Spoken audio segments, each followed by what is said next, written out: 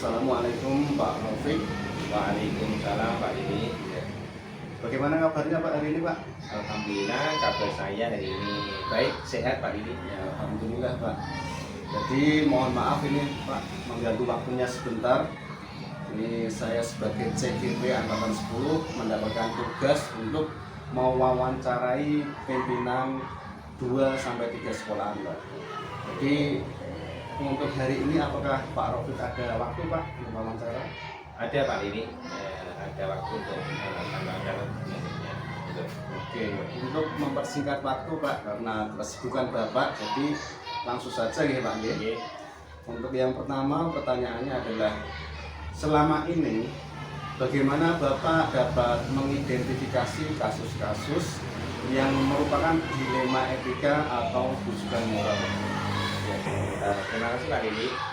Ketika saya dihadapkan pada suatu masalah yang saya harus putuskan, maka saya akan melihat dari berbagai sudut pandang apakah merupakan suatu yang disebut dilema etika ataupun yang disebut dengan bujukan moral.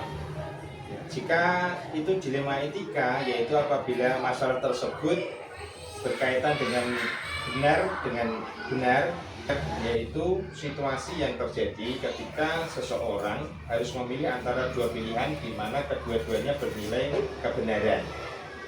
Sedangkan untuk bujukan moral, yaitu situasi yang terjadi ketika seseorang harus membuat suatu pilihan antara benar dan salah. Putusan atau pengambilan keputusan berdasarkan dua sudut pandang tersebut Pak Didi. Oh begitu ya Pak ya. Ya, Pak Jadi Didi. untuk pertanyaan yang kedua Pak, Ya. selama ini bagaimana Bapak menjalankan pengambilan keputusan di sekolah Anda, terutama untuk kasus-kasus di mana ada dua kepentingan yang sama-sama benar Pak, sama-sama mengandung nilai kebajikan. Ketika saya menjalankan pengambilan keputusan, terutama untuk kasus-kasus di mana ada dua kepentingan yang sama-sama mengandung nilai kebajikan, maka saya akan mengidentifikasi dari kasus tersebut apakah termasuk dilema etika ataukah bujukan moral. Selain itu, saya akan selalu mendiskusikan dengan warga sekolah dalam membantu menyelesaikan masalah tersebut. Dari hal tersebut, keputusan yang saya ambil benar-benar keputusan yang tepat bagi semua pihak tanpa merugikan pihak manapun. Demikian Pak.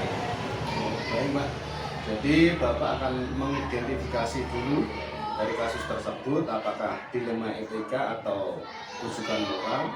Kemudian Bapak mendiskusikan kepada warga sekolah ya Pak ya, untuk menyelesaikan masalah tersebut. Lalu langkah-langkah atau prosedur seperti apa Pak yang biasanya Bapak lakukan selama ini? Langkah-langkah atau prosedur yang akan saya ambil dalam mengambil suatu keputusan adalah dengan mengidentifikasi masalah-masalah tersebut apa penyebabnya, menentukan siapa yang terlibat, mendiskusikan dengan semua warga sekolah untuk mencari solusi, dan mengambil suatu keputusan selanjutnya merefleksikannya. Begitu Pak Iri. Iya Pak.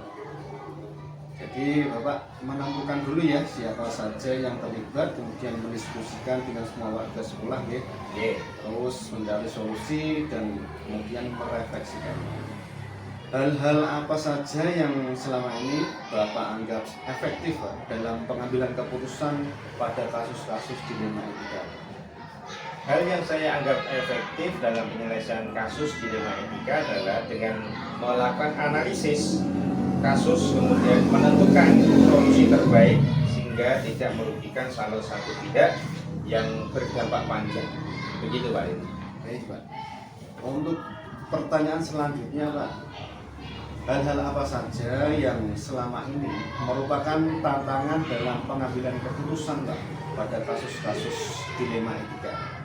Hal-hal yang saya anggap menjadi suatu tantangan terkait dengan pengambilan keputusan berkaitan dengan dilema etika, yaitu tantangan dalam pengambilan keputusan dalam masalah dilema etika adalah membuat keputusan yang terbaik karena keduanya merupakan masalah yang sama-sama mengandung nilai kebajikan, sama-sama mengandung nilai kebenaran, harus bisa diterima oleh dua belah pihak dan tidak merugikan salah satu pihak. Begitu Pak Lili. Jadi harus bisa diterima dua pihak ya Pak. Oke. Tidak merugikan. Kemudian Pak, apakah Bapak memiliki sebuah tata kala atau jadwal tertentu dalam sebuah penyelesaian kasus dilema etika?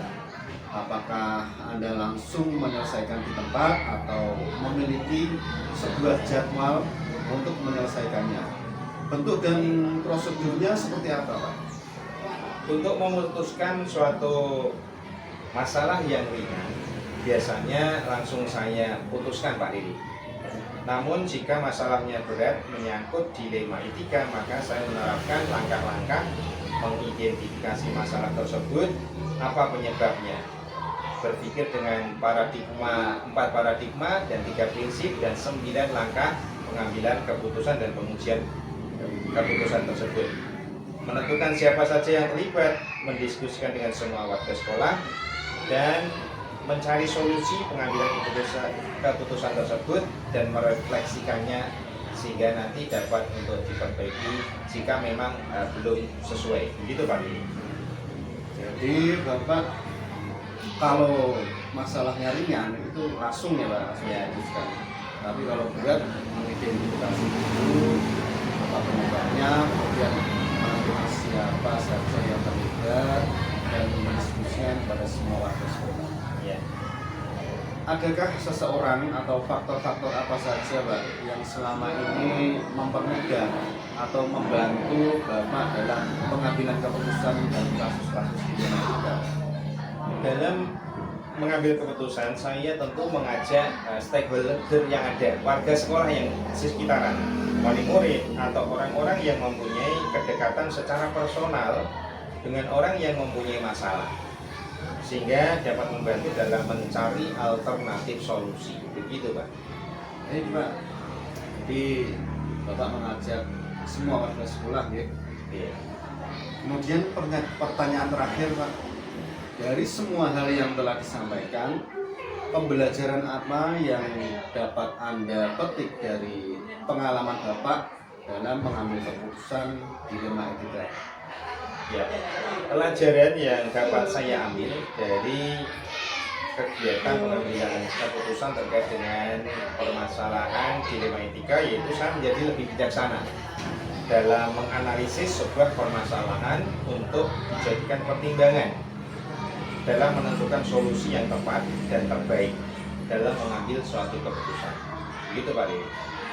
Baik Pak Rafiq, untuk pertanyaan dari saya atau wawancara dari saya mungkin hanya itu Bapak. Terima kasih atas waktunya Sama-sama Pak Lili. untuk bersedia melakukan wawancara dengan saya.